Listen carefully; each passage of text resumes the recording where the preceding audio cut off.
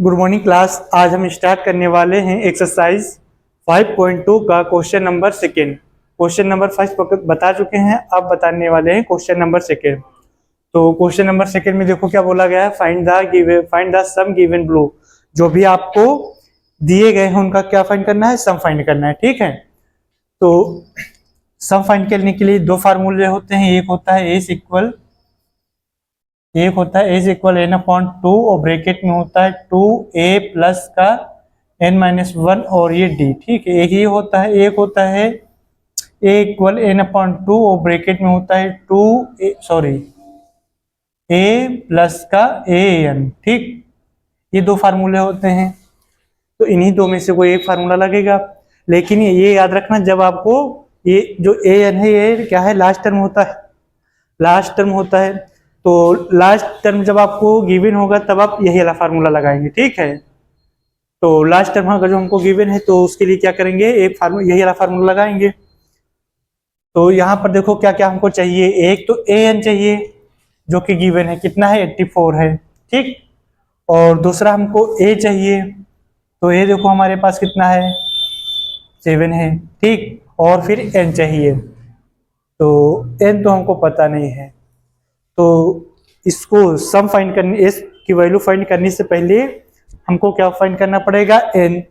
N के लिए formula बताए थे कि एन फाइंड करने के लिए फार्मूला होता है एन इक्वल फार्मूला होता है ए प्लस का n-1 और ये डी। ठीक, अब देखो इसमें क्या दे रखा है, एन हमको दे रखा कितना 84 लिख दो।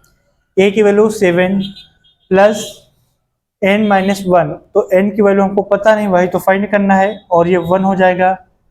d की वैल्यू कितनी है, तो d की वैल्यू क्या होता है, सेकेंड वाले टर्म में से फर्स्ट वाले टर्म को माइनस कर देंगे तब हमारा क्या निकल आएगा, d निकल आएगा। तो यहाँ से करेंगे 10, इसको इधर कर लेते हैं। ठीक है, d की वैल्यू, तो d की वैल्यू फाइंड करने के लिए क्या करेंगे, चाहो तो ये लिख लो a2 माइनस a1। तो यहाँ पे a2 तुम्हारा क्या है, मतलब सेकेंड वाला टर्म 10 राइट, 1/2 माइनस का 7, और यहाँ पे करेंगे तो 10 2 20 और ये 1 ऐड कर देंगे तो 21/2 माइनस का 7 हो जाएगा। इसके नीचे 1 मान के एलसीएम लेंगे तो 2 हमारा क्या आ जाएगा, एलसीएम आ जाएगा, और फिर 21 हो जाएगा, माइनस का 2 7 14 हो जाएगा। उसके बाद क्या करेंगे, 21 में से 14 माइनस कर देंगे तो बचेगा आपके पास 7। ये क्या है, ये आया है डी। ठीक है, डी की वैल्यू कितनी है 7/2। तो यहाँ पे हम देख सकते हैं 7/2। अब ये 7 इधर वही जो, तो ये हो जाएगा 84 माइनस का 7 इक्वल में n-1 और मल्टीप्लाई में रहेगा 7/2। तो 84 में से 7 माइनस करेंगे तो कितना बचेगा, और इधर बचेगा 77, और इधर n-1 और इंटू 7/2। अब 7/2 इधर लेकर आएंगे तो जो डिवाइड में है वो मल्टीप्लाई में हो जाएगा, तो 7 × 2, और जो मल्टीप्लाई में है वो किस में हो जाएगा, डिवाइड में हो जाएगा। ये होगा n-1। ठीक, अब 7 से इसको डिवाइड करेंगे तो 7 1 जा 7, 7 1 जा 7, तो यहाँ पर हो जाएगा 11 × 2 इक्वल में n-1, 11 2 जा 22, और ये वाला 1 इधर लेकर आएंगे तो प्लस का 1 हो जाएगा, इधर क्या बचेगा n, तो ये हो जाएगा 23 इक्वल में n। तो आपको अब n की वैल्यू भी मिल गई। ठीक है, तो अब इस वाले फार्मूले में लगा देंगे, d की वैल्यू हम इधर लिख के दे रहे हैं। ठीक है, d की वैल्यू यहाँ पे लिख लो, तो d इक्वल कितना था हमारा 7/2।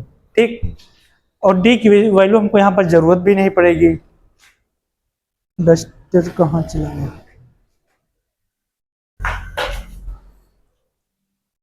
और d की वैल्यू इसमें जरूरत नहीं पड़ेगी, n की वैल्यू जरूरत पड़ेगी an की। तो अब इधर देखो, यहाँ पर क्या करेंगे, अब फार्मूला लगाएंगे s इक्वल n/2 और ब्रैकेट में a प्लस का an। ठीक, अब s हमारे पास नहीं है तो s फाइंड करना है।